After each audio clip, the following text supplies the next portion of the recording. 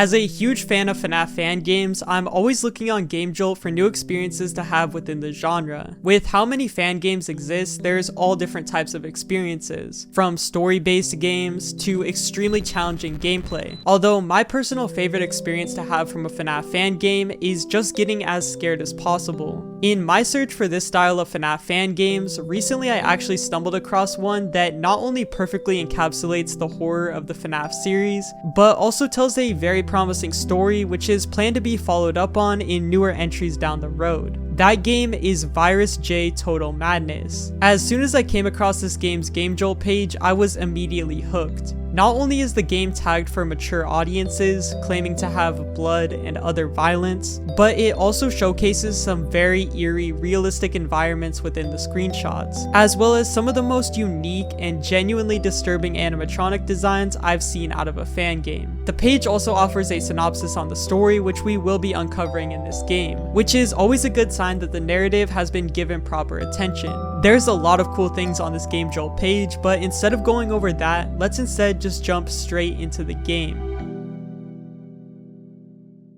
Before that though, this video is sponsored by Dragon City. Dragon City is a free-to-play mobile game where you can collect, hatch, and evolve over 1,000 different dragons, even including some based on familiar YouTubers. But where will I store my Mr. Beast dragon, you ask? Well, that's where the city part of Dragon City comes in, with the ability to build and customize your very own dream city, with different habitats, buildings, and other decorations. Aside from this, you can also test your dragon's strength in PvP combat against other players, and see where you fit on the leaderboard, as well as use your dragon's many powerful skills and strategies to conquer different quests and events, such as Wizard's Hollow. Use my link in the description to join the vast community of Dragon City players, and begin your adventure filled with enchanting quests, ancient legends, and mythical creatures. Also, anyone who uses my link or scans the QR code will receive a special bundle featuring 15,000 food, 30,000 gold, and the rare Deus pet dragon to get you started on your journey.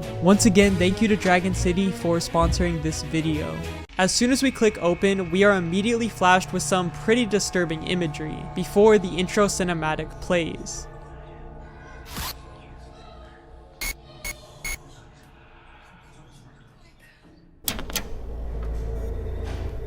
A few days ago, I was working a lot on these animatronics. I'm doing them to help entertain children with cancer at the hospital. While I was watching these animatronics, it was as if someone else was in the room. I felt cold and began to see things.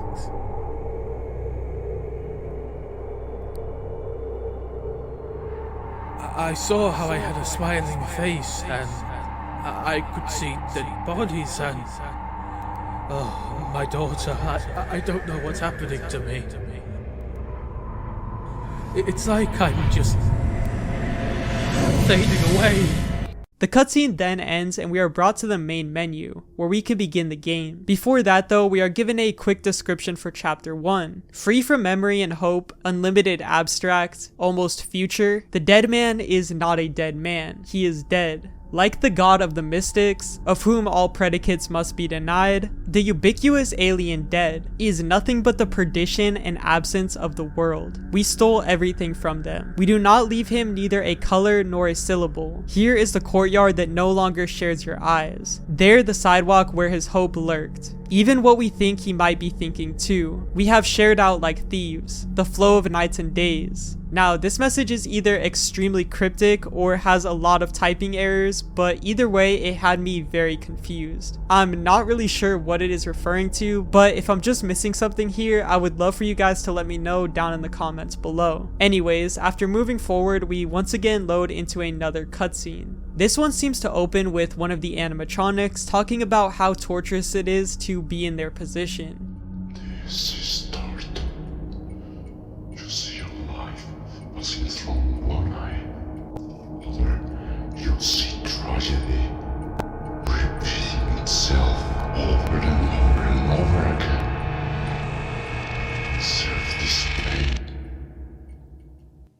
After this, we see a newspaper about William and Henry's brand new opening, this time a giant hospital with attractions inside, titled Goliath Hospital. The animatronics are said to not be able to leave their stages, and according to them are completely safe. Also, at the bottom of the newspaper is potentially a hint towards the deeper story going on here, with a mysterious person found dead due to some sort of pills. We then cut to the year 1971, where we see both Henry and William standing outside of the new Goliath Hospital, getting ready for their brand new business venture before shaking hands. We then see Henry and William taking a stroll around the city while discussing the new opening. Henry tells William to not take too long on the animatronics, to which William replies, saying he's just waiting till the hospital is done to build them, making it clear that William is the only one fully responsible for the animatronics. William then says goodbye to Henry before leaving to pick up his daughter Elizabeth from school. We then cut to 2 years in the future, and after being given yet another vague quote, we see Henry walk in on William as he's building the animatronics. Henry tells him that it's taking a long time and asks him when he'll finish. This, however, causes William to snap.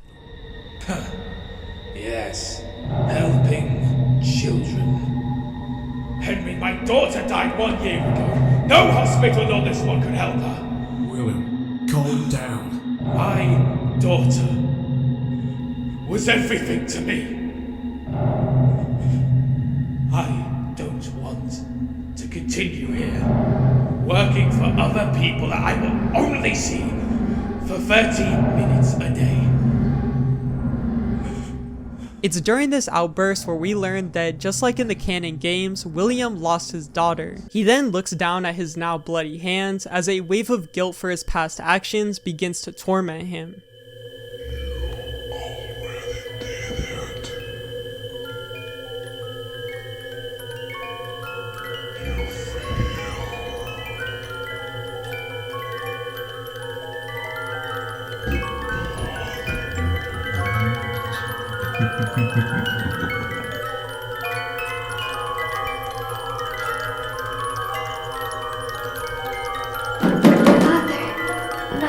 My body hurts.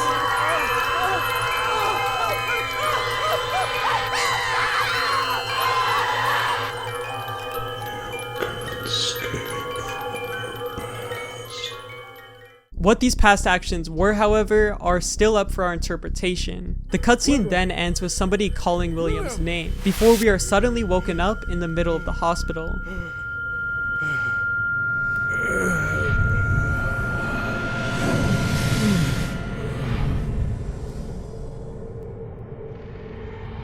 The title screen plays before our character mutters his first words. Where am I? A strange thing for William to say when standing in his very own hospital, but this will make sense later. This is where chapter 1, The Awakening, begins. Right away though, I just have to say, this was a fantastic intro to start off the game. Learning the prior history of Goliath Hospital creates genuine interest in the location we are exploring. The intro cutscene also allowed the developer to set the tone nicely before the gameplay, and also gives us faint hints towards the story. The voice acting in the cutscenes were also really well done. Both of the characters sounded believable and none of the lines felt too forced. The visuals and atmosphere were also really well done. The game has its own unique style to the cutscenes, which not only looks cool but also makes it easy to follow our two main characters. This is where the gameplay begins. The game takes on the more traditional point-and-click style like most FNAF fan games. However, instead of sitting in an office at the beginning, we are instead let free to roam around the hospital, with the ability to turn in 360 degrees as well as walk around by clicking on doorways. Taking place in 1973, sometime after the opening, the hospital appears to be worn down and out of commission. The lights flicker, overgrown plants can be seen all around the building, as well as dirty walls, trash-covered floors, and graffiti around every corner. Our first goal is to find a key in order to unlock this door. After going into one of the first unlocked rooms and scavenging through some drawers, we find a flashlight which we can't use yet. Continuing down the hallway in search of the key, we begin to see more of the hospital, which seems to be hiding more than originally expected.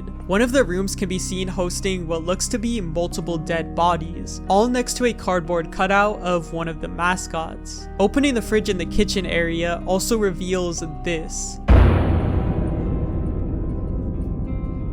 A dead body next to a message reading, "You did this." We can also find another room which features 2 audio tapes for us to listen to left by William Afton himself. The first one features William talking about one of the new animatronics, Lammy the Lion, detailing how he plans on him being the one to announce the grand opening of Goliath Hospital. William seems enthusiastic about the hospital and thinks the children will love Lammy the Lion. The second tape, however, is much different, with William once again mourning the loss of his daughter Elizabeth Afton. The end of the tape is the most interesting, however, with William claiming he will create a salvation for Elizabeth, potentially hinting towards Circus Baby or another similar animatronic coming later down the line. After finding the keys in a nearby drawer next to the flashlight, we are able to unlock the next part of the hospital. Bringing these keys back to the originally locked door, we are now able to open it up, and this starts another cinematic. In this one, we find ourselves in a new section of the hospital, an office.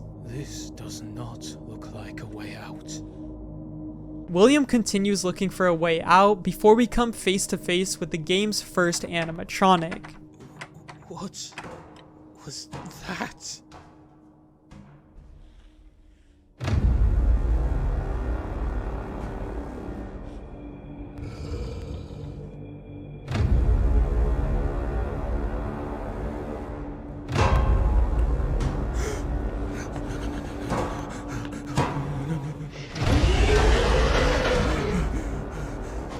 This scene does a really good job at introducing us to our very first main threat. The game made sure to show us the family-friendly version of the elephant mascot only moments before this scene, which makes this reveal all the more scary. The lanky silhouette of the animatronic also makes it stand out from normal animatronics we are used to seeing. Messing with the proportions is a really effective way to make characters more creepy, so seeing it done in a FNAF fan game is really a breath of fresh air. Before we can get a more detailed look at the animatronic though, just as fast as it came in, it disappears.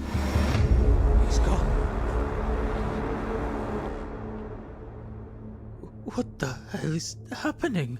William makes one final comment about the situation, and then it is time for us to survive.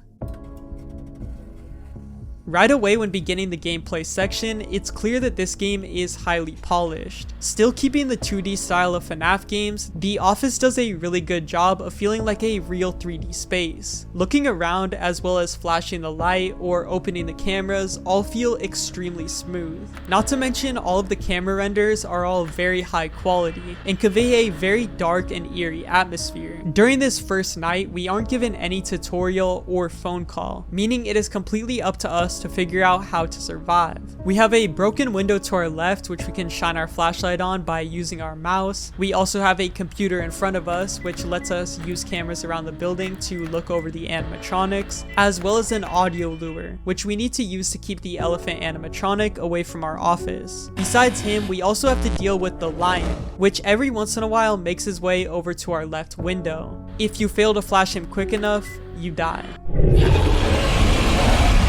The lion has probably the scariest design in the game, and the animations for both when you flash him and his jump scare are really well done. There's also a third animatronic during this night, which is only on the cameras. They can be seen during the later half of night 1, putting their face up to the screen. And if we stare at them for too long, well, whatever camera they're on will be disabled. When I first started playing this, I thought that the small amount of animatronics would make this night a breeze, but I quickly found that out to not be true. The night actually gets really chaotic towards the end. Although the whole night takes place between the hours of 12 and 1 AM, it's actually a 6-minute long night, which makes it all the more tense during the last few minutes. The inclusion of the third animatronic on the cams also adds an extra level of randomness to the night, which can lead to some very chaotic scenarios, especially when you have this tense music blasting in your ears.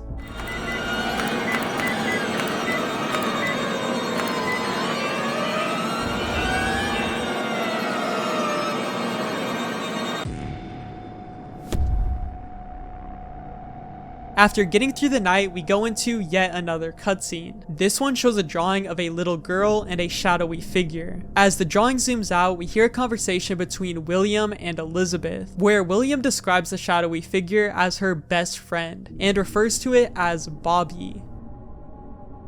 We are now once again allowed to walk around the hospital, and right away there's a whiteboard to our left with a message on it. Never give up. Okay. Everything in this game up to this point points towards us playing as William Afton, which makes it all the more weird why he wouldn't remember a message that he wrote. This is one of our first hints towards William somehow losing his memories. Making our way down the hall and out of the office starts yet another cinematic.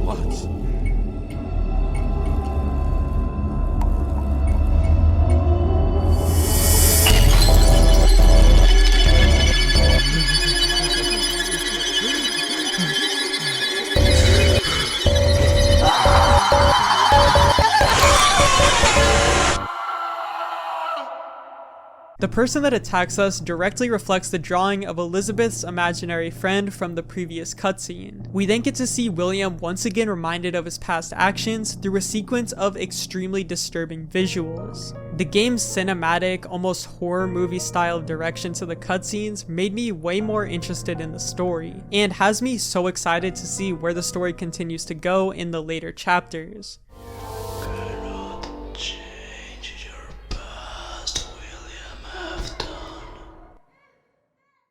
After the cutscene concludes, we move on to the next hour, and once again have to survive in our office for another 6 minutes. Strangely though, other than more active AI, there's only one difference between this night and the last.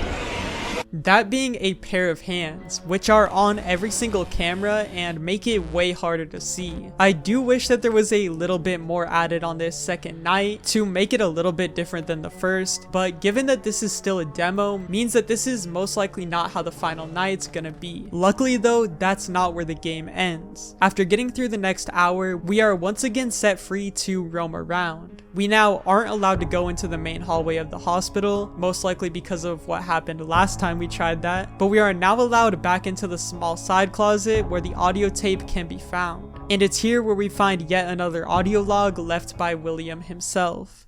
More entertainment. This did not happen as I remembered it.